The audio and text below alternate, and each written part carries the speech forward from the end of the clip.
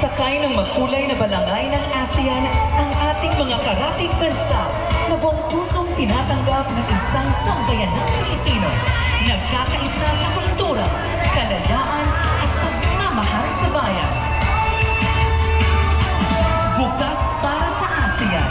Bukas para sa mundo. Taas noo bilang Pilipino.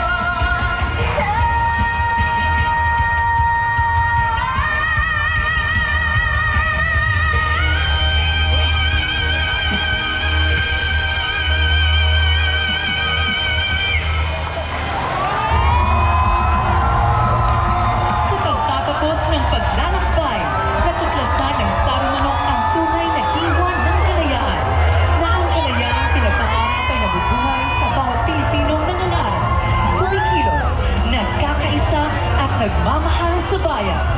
Mabuhay ang sambayanang Pilipino. Mabuhay ang kalayaang pinapangarap.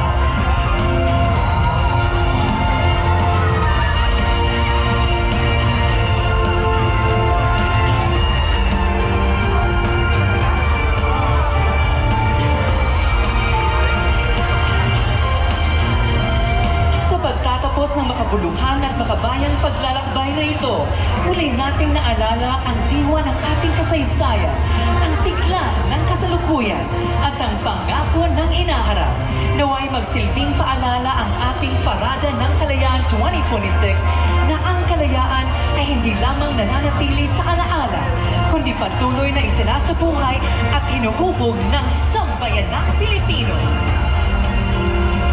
Mula sa mga karosa, pagkatanghal at makabayang himig, hanggang sa bawat pusong nakibahagi, ang kalayaan ay nananatiling buhay, pinapangarap, pinangangalagaan, at patuloy na binubuo ng bawat henerasyon.